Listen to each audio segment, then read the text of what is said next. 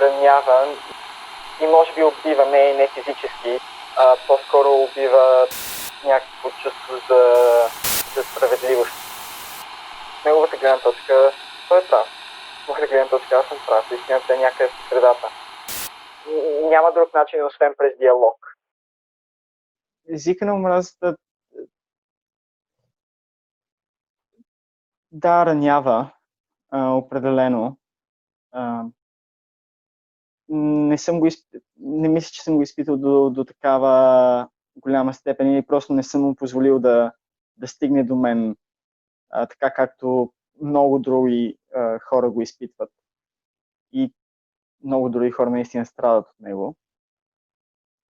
И в моят конкретен случай ранява и може би убива, не физически, физиологично, както със сигурност убива много други хора по света, но по-скоро убива някакво чувство за справедливост. И в двете страни. Да, убива до известен степен морала и духовните ценности. Нещата, за които се борим чисто като общество. Свободата на мислене.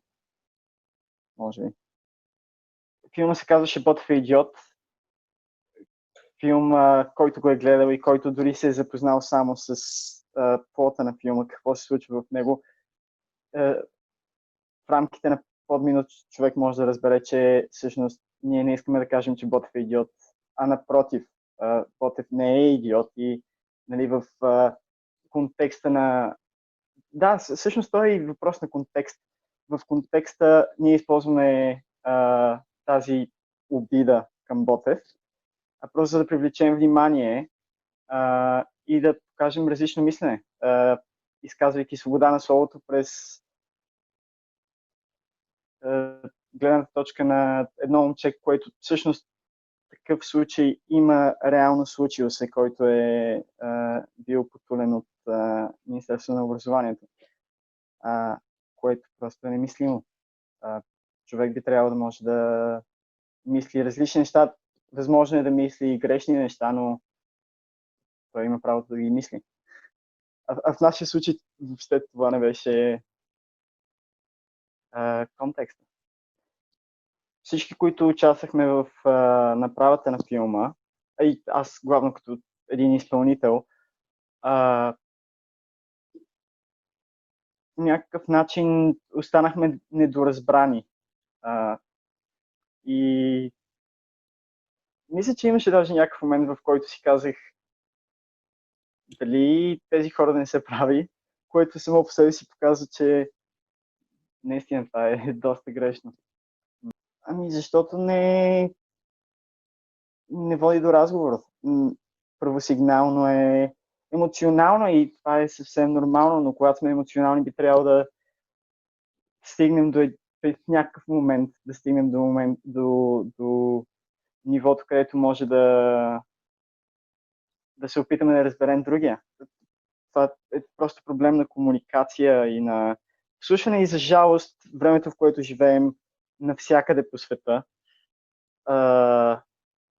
Социалните медии, политиките, които се водят независимо ляво, дясно или център, те по някакъв начин също предизвикват тази първосигналност и базовост на нашите емоционални отговори. Ако трябва емоционално да опишете обидата и омразата, какъв би бил ефектът от тях? Гняв. Мисля, че човек най-лесно е да стане гневен, най-лесно е да започне да се мачка себе си от неразбиране или може би през това да започне и да мачка другите, защото това е най-лесното. Вместо да поемеш и да разбереш, е по-лесно просто да не поемеш, а да изпратиш в другата посока. Съответно да го върнеш. И нали, аз съм такъв, ти си такъв. но в това не мисля, че има много смисъл. И е жалко, защото при наличието на някакъв такъв проблем имат страхотна възможност за градация и за разбиране. Ако двете страни искат да говорят, да разговарят. Тогава вие почувствахте ли гняв, когато бяхте атакуван? Да, мисля, че да, със сигурност. А, това е най-близкото. Когато някой ти каже нещо, първосигналната реакция, която със сигурност аз имах, е не аз съм виновен, ти си виновен. Но това минава. Минава една минута и кому е нужно? Решава ли проблема? Да, аз се чувствам по-добре, защото обидата съм я върнал и после какво? От другата страна е също и така до безкрай. Не мисля, че и се затворих. Мисля, че по-скоро ги отпуснах. Защото ако се бях затворил и се бях слушал в тези обиди и ги бях приел лично, мисля, че те щяха да ме съкрушат. Но просто четох ги с интерес, просто ми беше интересно какво е мисленето на тези хора. Но не виждах никаква последователност и резонност на тяхното мнение, за жалост. Аз исках, по някакъв начин, може би ги четох, за да се опитам да ги разбера, но не намирах нещо, което мога да разбера и затова по-скоро не съм се вслушвал в тях. Но не връщах то, защото там няма как да се започне диалог. Мисля, че в началото имаше опити, хора от екипа имаха опити, нали, да стигнат, да започнат разговор, за да се разбере къде, какво е грешно, кое е правилното, но от другата страна нямаше желание за комуникация, имаше желание просто за отпускане на гняв и за обиди. И съответно, мисля, че и те спряха с опитите си. Аз мисля, че въобще и не съм опитвал, тъй като мисля, че с самия филм той сам по себе си показва ние на какво мнение сме. Те са нормални хора, които се припознават и се чувстват обидени от нещо, което то дори не е насочено към тях. Може би имат нужда от... Цяло мисля, че са хора, които имат нужда от внимание и имат нужда да комуникират генерално, не за този конкретен проблем, а за много неща, както всеки един човек, както и в тази криза ние виждаме, че ни липсва комуникацията и че това е нещо, което е базово.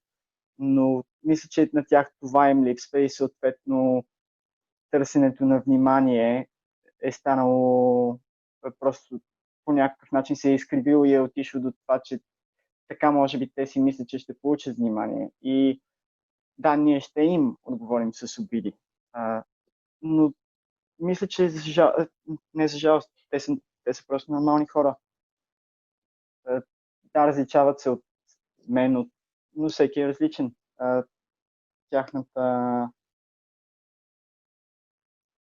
Тяхното състояние духовно и мисловно, аз казвам за жалост, но може и те да се прави всъщност, ги е довело до този къс процес, който гневът и агресията е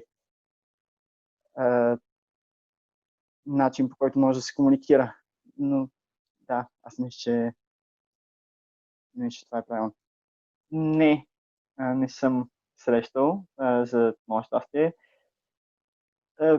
Бих се радвал да поговоря с тях или с него, или просто ако срещна някой от тези хора, просто бих се радвал да се опитам просто да си поговорим, да има диалог. Естествено, аз да се опитам той да разбере мен, но и да се опитам аз да разбера него. защото не, нали, така ще разберем кой е прав, има ли прав. Защото в неговата гледна точка той е прав. В моята гледна точка аз съм прав. Истината е някъде по средата. Може да ми се ще да е по-към мен, него ще да е по-към него, но да, трябва да... Няма друг начин, освен през диалог. Това да се разбере. Имаше ли някакъв страх за сигурността ви?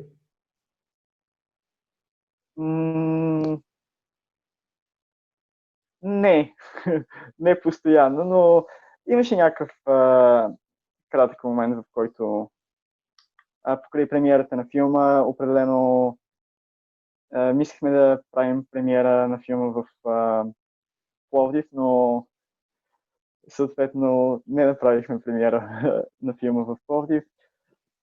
По-късно, за да бъде... Да, трябваше да променим заглавието на филма, за да кандидатстваме за някакъв фестивал. Так, имаше. За жалост. Всичко е до контекст. Нещата, статуквото трябва да се предизвиква по някакъв начин. Мисленето трябва да се предизвиква и това е начина.